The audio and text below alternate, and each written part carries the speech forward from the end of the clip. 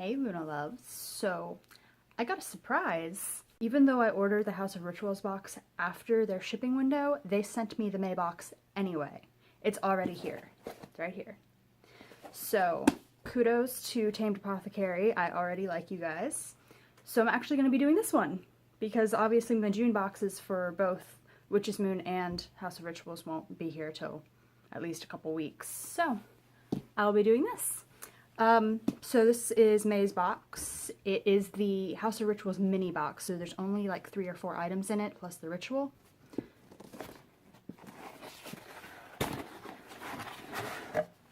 Alrighty. Honoring the Goddess. How perfect is that? Oh wow, this is really pretty. Oh, this is a list of everything, so I will do the same thing and look at that last, even though it probably won't be as confusing. I don't know what this paper is for, I'm about to find out. But this is really, really pretty. So, we have Honoring the Goddess. I got this pretty artwork on there. All this information. May's House of Rituals box reminds us to honor the goddesses in our life. If you do not already communicate with a favorite goddess, use the goddess booklet to find who speaks to you. Oh my gosh, they have a booklet in here? That's so cool. While each goddess is unique, they all represent the divine feminine. We honor the divine feminine by celebrating empathy, intuition, spirituality, and the sensuality that is present in every human regardless of gender. We encourage you to share a part of your heart with your goddess and accept the gifts she bestows upon you. Okay, so again, this is actually the actual ritual, so it's telling me what to do with the items. So I'm just going to go ahead and just look at the items first. So this is the goddess booklet. Very, very, very pretty. Ooh, and there's a I think that's Bast on the back of it. Let me flip through here. Right now, when I do celebrate the triple goddess, it's actually a goddess aspect from different cultures. So Maiden is Idun from the Norse pantheon, and what I love is that I can't find any information whatsoever about her having children. So she, even though she's married to Bragi, she is like Maiden incarnate. I mean, she carries the apples that keep the gods young and immortal. So she is youth.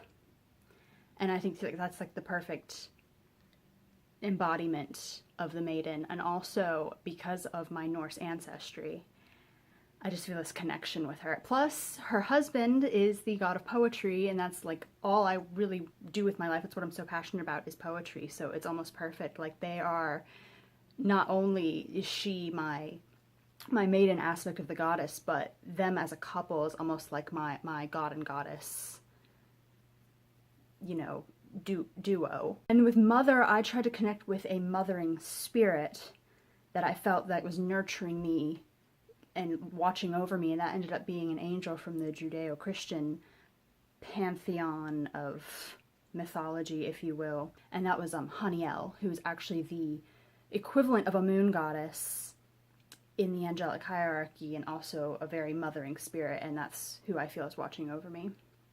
And then with Crone, I kind of go back and forth between Hel of the Norse pantheon or Hecate of the Greek, also because, you know, Hecate is the goddess of witches. And sometimes I even include Nephthys of Egyptian, just because there's just something about the idea of her being the counterpart to Isis giving life. And I'm kind of obsessed with the idea of duality, of everything being one but being split into two, and that, you know, there's always these two things that are opposites and then a range in between, and that's kind of just what I'm all about. It's kind of what my spirituality is, what my metaphysical beliefs are. I'm just really into all that. So I don't know if Nephthys would be my crone as much as I'm just really fascinated by her and want to study her more. But my main triple goddess is Idun, Haniel, and Hecate. So I've got Norse, Christian, and Greek.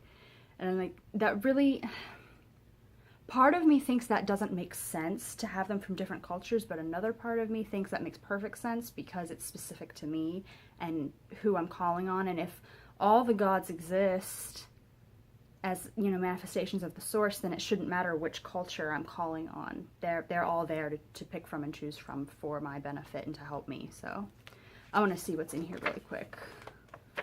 Let's see. A bond Never heard of her. Goddess of winter. Aphrodite. Aradia. Messiah of witches. This is very interesting. I might read this later, and if I pick something else or if I find like a goddess I never heard of and I feel connected to it, I might elaborate on it in another video. Artemis, Athena, Baba Yaga. I've heard of her. She's fun. Balbo, Brigid, Circe, Danu, Daphne, Demeter, Diana, Dione, Eos, Arashaigal. I'm assuming is how you pronounce that. She's Sumerian. Eris, Fauna, Flora, Fortuna, Freya, Frigga, Gaia. Oh, there's a whole page just for Gaia, see?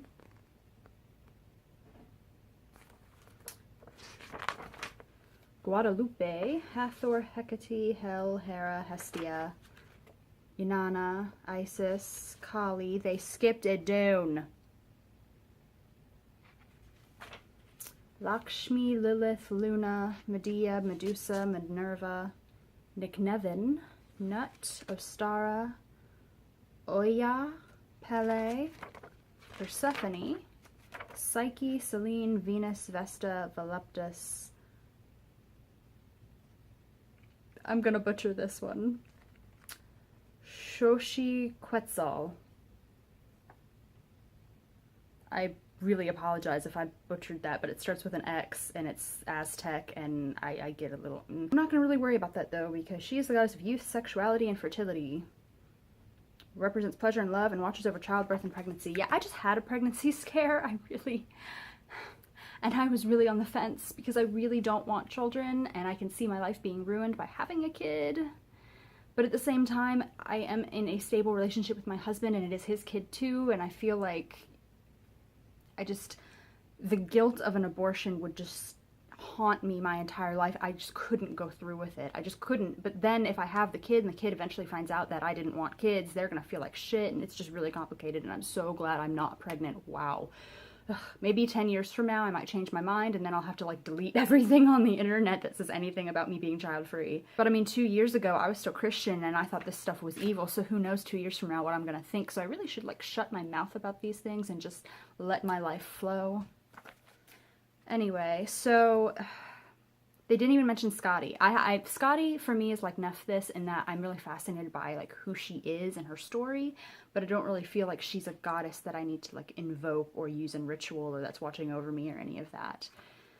So there is that. Plus, if I use Idun and Scotty, that's a little antagonistic, because Scotty's father kidnapped Idun.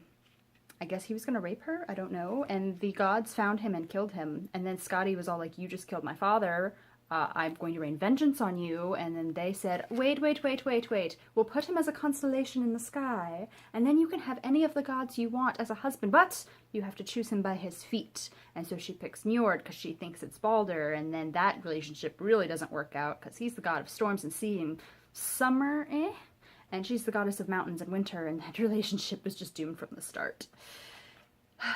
Luckily, they parted amicably, I would like to say, and sources differ on whether she bore Odin's sons or married the ski/valley god Ul, or Uller. I like to think that because I feel like they would be happier. But that's not in here either. They don't have a Dune in here. Hecate's in here. But, I mean, it's cool because they do have goddesses in here from other cultures that I never even considered. Like, Sumeria and South America and, what was the other one? Latin America, Guadalupe is in here. So, it'll be interesting to read and see if maybe my answers come to me through this booklet. And then maybe I'll find another mother and goddess that isn't an angel. Because it does feel weird to me to have an angel in my goddess trio, because angels don't have the same powers that gods do. I think they're a little bit below. They're messengers more than they are, you know, have any kind of real power. So while I feel like she's my guardian angel, I don't think I should necessarily use her as my mother goddess. So I will look into that and see if there's another goddess that speaks to me. Get rid of this.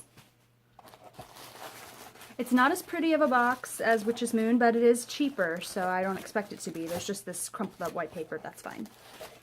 Okay, we've got this adorable Apothecary jar. I love Apothecary jars. I always go to the thrift store looking for them, and I never really find anything.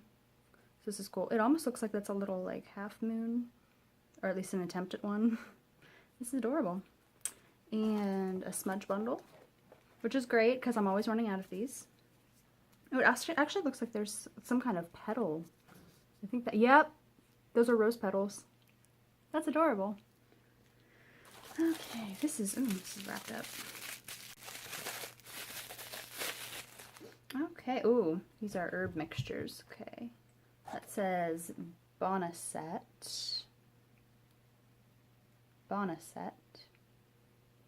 And chamomile. Something to do, chamomile keeps coming to me right now. I don't know if I need it. Can you read it? Yep, chamomile. Cool. I'm gonna need to get a wine cork opener or something. That is way in there. I can't. I'll just store it. Yeah, I'm gonna have to get some kind of stabby McStab in there and get it out. Unless I'm not supposed to. Maybe they're just supposed to stay in there. I don't know yet. Okay. The box. Ooh. More rose petals. And this little locket. Is that it? Yep. Oh goodness, it's falling on the floor. No onyx. You cannot play with that. I wonder if there's something in here. Or I'm supposed to put something in here. There's nothing in here. There's not a thing. So I guess I'm supposed to put an image of a goddess or something in there, maybe. Let's see. Ooh. Ritual sand. Okay. It's sand with herbs in it. Nothing too complicated. Yep. See? Probably more dried roses.